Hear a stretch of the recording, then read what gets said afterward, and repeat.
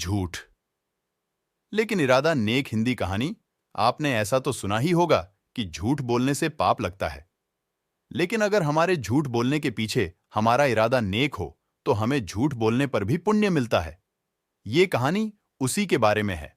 एक किसान की फसल अतिवृष्टि के कारण बर्बाद हो जाती है। उस किसान के छोटे छोटे 2 बच्चे थे। उसके घर पर एक अन्न का दाना भी नहीं बचा था। गांव में ऐसा कोई नहीं था कि जो किसान की सहायता कर पाए। किसान अपने छोटे छोटे बच्चों के बारे में सोचकर बहुत परेशान हो जाता है। उसे समझ में नहीं आ रहा था कि मैं क्या करूं। जब किसान को कोई उपाय सूझा नहीं, तब वो एक रात जमींदार के बाड़े में जाकर उसकी एक गाय चुरा कर ले आता है। जब सुबह होती है, तब वो किसान गाय का दूध दूहकर अपने बच्चों को भरपेट पिलाता है।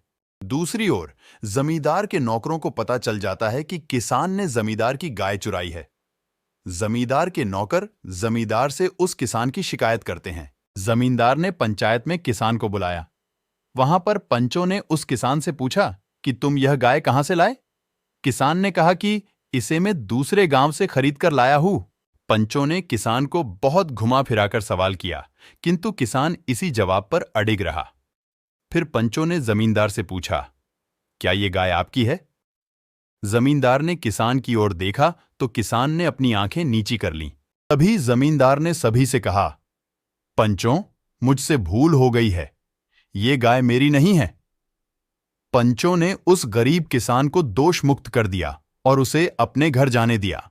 घर पहुंचने पर जमींदार के नौकरों ने जमींदार से झूठ बोलने का कारण पूछा तो जमींदार बोला, मुझे उस किसान की नजरों में उसका दर्द झलकता हुआ दिख रहा था।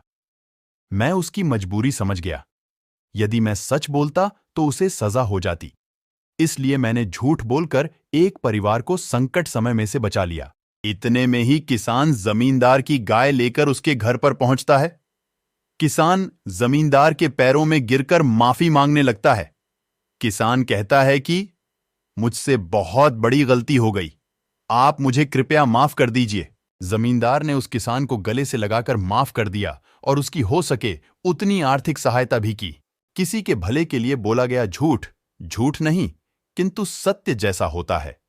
किसी संकटग्रस्त की सहायता के लिए यदि हम झूठ बोलते हैं तो हमें उसका पाप नहीं बल्कि पुण्य ही मिलता है। हम झूठ बोल सकते हैं, किंतु हमारा इरादा उस झूठ के पीछे नेक होना चाहिए। अगर किसी के भले के लिए हम झूठ बोलते हैं तो हमें भगवान भी माफ कर देते हैं। अगर आपको हमारी कहानी अच्छी लगी हो तो अपने दोस्तों के साथ भी शेयर कीजिए और कमेंट में जरूर बताइए कि कैसी लगी हमारी कहानी। अगर आपको कहानी पसंद आई हो तो वीडियो को लाइक करें, चैनल को सब्सक्राइब करें। आपका धन्यवाद।